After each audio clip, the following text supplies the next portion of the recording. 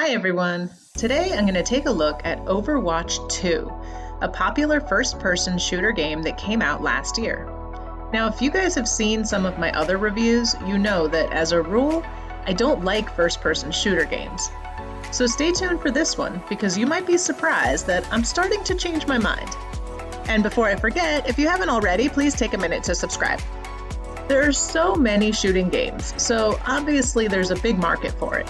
And if you look at the research, which there is a ton of, you'll see that there's no real consensus about video game violence leading to any real-world consequences. I personally have never felt the desire to shoot anything, real or in video games. I didn't even like to play Duck Hunt on my Nintendo. But kids have been playing Cowboys and Indians since long before video games existed. This isn't a new concept, and it's not something that is inherently bad. So with that in mind, let's see how this game stacks up. Since I was just talking about violence, let's start there. Yes, this is a shooting game. There are lots of different weapons that are definitely violent. However, as you can see in the gameplay, there's not a lot of blood and gore. There's more of a cartoonish, colorful feel. I feel like the level of violence here is pretty similar to Fortnite. So if we start at the level of Fortnite, now let me make a few points about why this may actually be a little bit better from a violence perspective. First, in this game, you have to work together with other people on a team. This helps kids learn to work together and form strategies, which can help with cooperative activities outside of video games. Second, Overwatch 2 has a really comprehensive set of parental controls. We saw some parental controls in Fortnite, but one of the controls I really like with Overwatch 2 is the ability to set both time limits and schedules. While video game violence in general isn't inherently bad, I don't think it's a great idea for a kid to be glued to any game for hours on end. So the ability to set limits for how long your kid can play makes me like this a bit more. So all in all, I'm still going to give this a medium, but for a first-person shooter game, I think that's a pretty good rating. Next, let's talk about cost. Again, like Fortnite, we have a free-to-play game with in-game purchase options. The in-game purchases are primarily for cosmetic enhancements that don't actually give you any advantage in the gameplay. But for the second time, parental controls come to the rescue here. You can use the controls to limit your kids' purchasing options within the game. So given that you can have a lot of fun in this game without spending money, and you can control how much your kids do spend, I'll set this to low. Okay, now on to profanity. Now, we have a multiplayer game here. You can play by yourself in practice mode, but for the most part, the point of the game is to play with others, which means talking to others.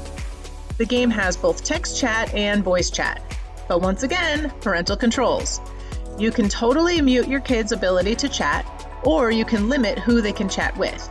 If you do allow your kid to chat, you can turn on and off a profanity filter in the text chat.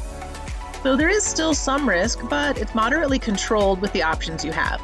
So I'm going to put this between a low and a medium. From an annoying perspective, this game is so-so. I think the parental controls are great to keep your kid from nagging you to play more or spend more. However, I think the reason all these parental controls are necessary is because your kid normally would want to play for hours and spend his whole college fund. The big thing I think to consider from an annoying perspective is how your kid controls his or her emotions when things don't go well. As you can see here, there's tons of Overwatch rage moments you can find on YouTube. It's easy to lose control of your emotions and get angry at games like these, which can lead to yelling and smashing things, so I'm going to set this one to medium. Last, we get to the sex rating. Now, while I may have evolved my opinions about violence in first-person shooter games, I still have the same opinion about sexualized female avatars. Now, I don't know what's causing the explosion of misogynistic incels in our society, but I don't think it helps when all the female characters in their video games look like this. I get that this is a pet peeve of mine and not everybody cares about this. But let me just add that I read the following fun fact. Overwatch evidently has one of the highest ranking searches on Pornhub. So these sexualized avatars are being even further sexualized and put on these sites. Which isn't great at all, but hopefully your kids are not on Pornhub. Either way, I'm still going to set this between low and medium, even though there's no actual sexual content.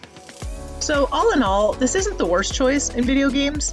In my opinion, the biggest risk with kids playing this game is the emotional regulation required to not rage when things don't go their way. But you know what? I've seen kids rage when they lose at Uno. And I'm not suddenly a fan of first-person shooter games, but I think I just need to accept the fact that they're largely unavoidable in the gaming world. I still think there's a big difference in these more cartoonish visuals than the more graphic style of something like Call of Duty. A really big difference. Looking at the official ratings for this game, the ESRB says age 13, and the European rating system, PEGI, says 12 and up. So I'll stay pretty close to these ratings and say 11 and up. 11 or 12.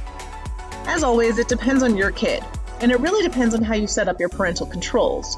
When I say 11 years old, I assume you have controls in place to limit the time your kid spends on the game and how they interact with others. But if you're doing those things, I don't see a difference in this game than the age rating I gave for Fortnite, which was also 11.